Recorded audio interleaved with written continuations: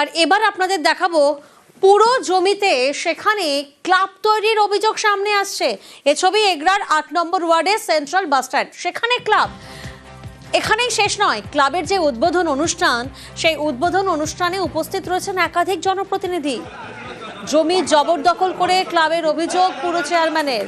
পঙ্কজ প্রতিনিধি এই মুহূর্তে আমাদের সঙ্গে রয়েছেন। পঙ্কজ, উদ্বোধনী অনুষ্ঠান আর সেখানে তো একাধিক জনপ্রতিনিধিও হাজির রয়েছেন, পাশাপাশি গুরুত্বপূর্ণ অভিযোগও আসছে। দেখো প্রিয়াঙ্কা, একেবারে এই এগরাজের পুরসভা ৮ নম্বর ওয়ার্ডে সেন্ট্রাল বাস স্ট্যান্ডে টাউন ক্লাব নামে একটি ক্লাব ঘর উদ্বোধন হয় গত ২৭শে জুলাই। সেই উদ্বোধন কেন্দ্রে ছিলেন কিন্তু শাসক দলেরই জনপ্রতিনিধি সমস্ত ছিল, বিধায়ক সহ জেলা সভাধিপতি। আর সেই টাউন ক্লাব উদ্বোধন ঘিরেই কিন্তু যেখানে শাসক দলের প্রতীকে জিতা যে পুরসভার চেয়ারম্যান স্বপন নায়ক অভিযোগ তুলছেন, বিস্তর অভিযোগ, যেখানে যে সরকারি অর্থাৎ পুরসভার জায়গা দখল করে জবরদস্তি কিন্তু কতিপয় নেতৃত্বরা তার দখল করে এই সমস্ত ক্লাব ঘর করেছে বলে এমনটাই অভিযোগ করছেন। এবং তিনি জানাচ্ছেন যে এই যে বিস্তর অভিযোগ তিনি রাজ্যের মুখ্যমন্ত্রী মমতা বন্দ্যোপাধ্যায়ের কাছেও তিনি জানাবেন বলে এমনটাই জানিয়েছেন। যা নিয়ে শুরু হয়েছে এগরা শহরে একেবারে শাসক দলের মধ্যে একটি দ্বন্দ্ব, যা বিরোধীরাও তারা কটাক্ষ করতে ছাড়ছে না। এবং যে সমস্ত যে ক্লাবের সদস্য এবং যে উদ্বোধন করতে ছিলেন জেলা সভাধিপতি উত্তম বারিক, তিনিও একেবারে উত্তম বারিক জেলা পরিষদের সভাধিপতি, তিনি এই ক্লাব তৈরির যে উদ্বোধন অনুষ্ঠান সেই অনুষ্ঠানে আসেন। আর তিনি কি বলছেন? তিনি বলছেন অতিথি হিসেবেই হাজির ছিলাম। শোনাবো আপনাদের। এই ধরনের যদি কোনো অভিযোগ করে থাকেন, আমি এই অভিযোগ গুরুত্ব দিতে নারাজ। তার কারণ যারা আয়োজক কর্মকর্তা তারা আমাদের আমন্ত্রণ জানিয়েছিলেন, আমরা আমন্ত্রিত অতিথি হিসাবে ওখানে গেছিলাম। এরপর যদি মনে হয় যে পৌরসভার জায়গা চেয়ারম্যান যদি ভাবেন যে জবরদখল করে ক্লাব ঘর উদ্বোধন করেছেন ছেলেরা, তাহলে নিশ্চিতভাবে ক্লাব ঘর তো আর একদিনে তৈরি হয়নি। তো সেই পিরিয়ডের মধ্যে কেন পৌরসভা তার উপযুক্ত পদক্ষেপ গ্রহণ করেননি? বিভিন্ন জায়গায় যে সমস্ত সরকারি জায়গা কেউ বা কারা যদি জবরদখল করে, ঠিকভাবে সংশ্লিষ্ট দপ্তরের আধিকারিক বা দায়িত্বপ্রাপ্ত কর্তা ব্যক্তিরা তাদের বিরুদ্ধে আইনি ব্যবস্থা গ্রহণ করে তাদেরকে উচ্ছেদ করার ব্যবস্থা করবে। জমি দখল মুক্ত করার আশ্বাস এগরার পুরো চেয়ারম্যানের। আমিও শুনলাম টাউন ক্লাব বলে ৮ নম্বর ওয়ার্ডে একটি ক্লাব উদ্বোধন হয়েছে।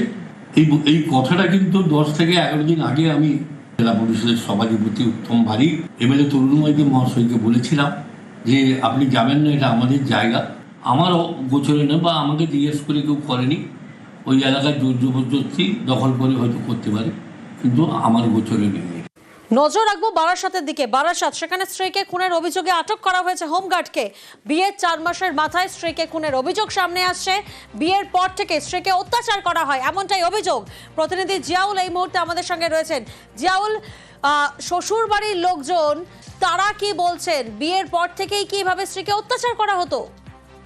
দেখো, বিয়ের মাত্র ৪ মাসের মধ্যেই তার স্ত্রীকে খুনের অভিযোগ উঠলো। অর্থাৎ অভিযুক্ত হোমগার্ডের বিরুদ্ধে, উনি মধ্যমগ্রাম থানার তিনি হোমগার্ড, এবং বিভিন্ন সময় অর্থাৎ ৪ মাস ধরেই কিন্তু তাকে একাধিকবার অত্যাচার করা হয়েছে, একাধিকবার মারধর করা হয়েছে, একাধিকবার অনেক টাকার জন্য দাবি করা হয়েছে। এবং যখনই এটা নিয়ে প্রতিবাদ বা সোচ্চার হতেন অর্থাৎ তার স্ত্রী নাসরিন সুলতানা, কিন্তু তখনই তাকে কিছুদিনের জন্য আবার তার সঙ্গে ভালো ব্যবহার করতেন। কিন্তু বিভিন্ন সময় ধরে তাকে মারধর, হুমকি এটা করা হয়েছে, এবং গত ২ দিন আগেও তাকে মারধর করা হয়েছে। এবং তারপরেই নিজের স্ত্রীকে অর্থাৎ মারধর করে খুন করে তারপরে তাকে ঝুলিয়ে দেওয়ার অভিযোগ এই হোমগার্ড স্বামীর বিরুদ্ধে। ইতিমধ্যে তিনি বিভিন্ন সময় কিন্তু পুলিশের ভয় দেখাচ্ছিলেন যে তাকে কিছু করা যাবে না, এমনটাও বিভিন্ন সময় অভিযোগ উঠে আসছে। ইতিমধ্যেই কিন্তু অভিযুক্ত এই হোমগার্ডকে ইতিমধ্যে বারাসাত থানায় অভিযোগ দায়েরের পরে অভিযুক্তকে গ্রেপ্তার করা হয়েছে। কিন্তু একেবারেই ঘটনা বলতে আমার মেয়ের বিয়ে হয়েছে ৪ মাস। ৪ মাসের মধ্যে ও দিন ১৫ মতো আমার মেয়ের সঙ্গে খুব ভালো ব্যবহার করেছে।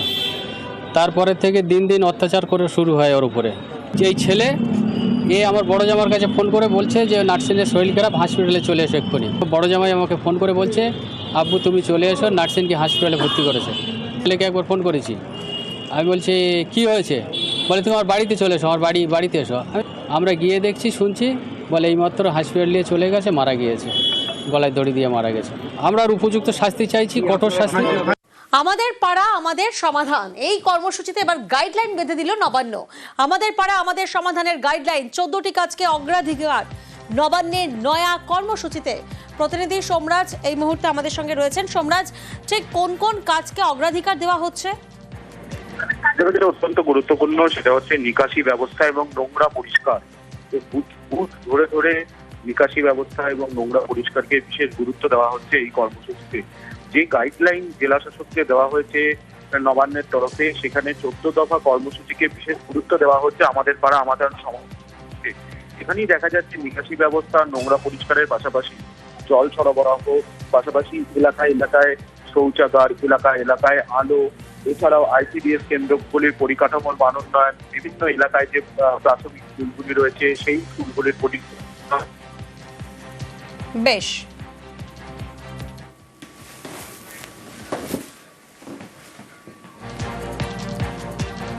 আর এবার নজর রাখবো ওয়েদার আপডেটের দিকে। দক্ষিণবঙ্গে ভারী বৃষ্টি চলবে।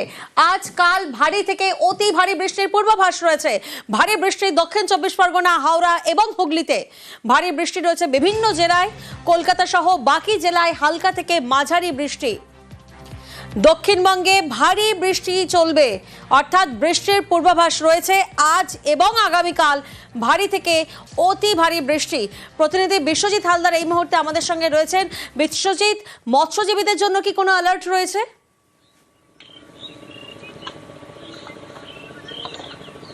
হ্যাঁ, দেখো, মৎস্যজীবীদের জন্য কিন্তু আজ পর্যন্ত আজ অর্থাৎ 29 তারিখ পর্যন্ত তাদেরকে সমুদ্রে যাওয়া থেকে বিরতি থাকার কথা বলা হয়েছে এবং তারা যেটা জানাচ্ছেন আজ পর্যন্ত কিন্তু সমুদ্র উত্তাল থাকবে এবং নতুন করে নির্দেশ না আসা পর্যন্ত কিন্তু তাদেরকে সমুদ্রে যাওয়া থেকে কিন্তু তাদেরকে উপকূলে থাকতে বলা হয়েছে। তার পাশাপাশি গতকাল বিকাল থেকে একেবারে যে নিম্নচাপ বঙ্গোপসাগরে, তার জেরে কিন্তু কাকদ্বীপ সহ এই সমস্ত উপকূলীয় এলাকায় একেবারে দফায় দফায় ভারী বৃষ্টি হয়েছে। আজকে সকাল পর্যন্ত বৃষ্টি হয়েছে। এই মুহূর্তে হালকা ঝিরিঝিরি বৃষ্টি হচ্ছে, কিন্তু একটা আরও বেলা গড়ালে কিন্তু এখন আকাশ একদম কালো করে রয়েছে এবং আরও বৃষ্টি হওয়ার সম্ভাবনা রয়েছে। এবং তার পাশাপাশি এই যে বৃষ্টি এবং বৃষ্টির ফলে কিন্তু এই যে সমুদ্রে এবং উপকূলীয় যে এলাকাগুলি রয়েছে তাতে কিন্তু কাঁচা মাটির বাঁধগুলি রয়েছে, অর্থাৎ সব থেকে ভয়াবহ পরিস্থিতি হয়ে রয়েছে মৌসুমী দ্বীপের বেশ কয়েকটি নদী ও সমুদ্র বাঁধ এবং তার পাশাপাশি পাথর প্রতিমার যে গোবর্ধনপুর একেবারে যে সমুদ্র বাঁধ ওয়াশ আউট হয়ে গিয়েছে এবং সেখানে কিন্তু মানুষজন আতঙ্কিত হয়ে রয়েছেন এবং আরও বৃষ্টি হলে পরে কিন্তু আরও এই যে ভয়াবহ যে পরিস্থিতি কিন্তু আরও ভয়াবহ হতে পারে একেবারেই। পাশাপাশি আমরা নজর রাখবো উত্তরবঙ্গের দিকে। উত্তরবঙ্গে বিক্ষিপ্ত বৃষ্টি চলবে আজ, বজ্র বিদ্যুৎ সহ হালকা থেকে মাঝারি বৃষ্টি। কাল থেকে বৃষ্টি বাড়বে উত্তরবঙ্গে। মালদা, 2 দিনাজপুরে ভারী বৃষ্টির সতর্কতা রয়েছে। ভারী বৃষ্টির সতর্কতা রয়েছে আলিপুরদুয়ার এবং কোচবিহারে।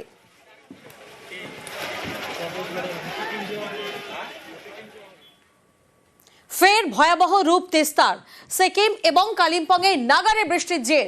তিস্তার জল উপচে পড়ছে রাস্তায়। দেখুন সেই ছবি, কিভাবে ভয়াল রূপ সামনে এসেছে। তিস্তার জল রাস্তার মধ্যে উপচে পড়েছে। বাংলা সিকিম লাইফ লাইনের একাংশ জলের তলায়। জলমগ্ন 10 নম্বর জাতীয় সড়কের বিভিন্ন জায়গা। তিস্তা বাজার থেকে 29 মাইল পর্যন্ত রাস্তায় জল রয়েছে এবং জলের তলায় কার্যত কালিম্পং দার্জিলিং সংযোগকারী পেশক রোড। জলমগ্ন রয়েছে তিস্তা বাজার, অর্থাৎ ভয়াবহ তিস্তার রূপ, যার জেরে কিন্তু সেখানকার যে বাসিন্দারা তাদেরকেও দুর্ভোগে পড়তে হচ্ছে। প্রতিনিধি পার্থ এই মুহূর্তে আমাদের সঙ্গে রয়েছেন। পার্থ, বিস্তীর্ণ এলাকা কার্যত জল থইথই, জলমগ্ন। কিভাবে এই পরিস্থিতি মোকাবিলা করছেন উত্তরবঙ্গবাসী?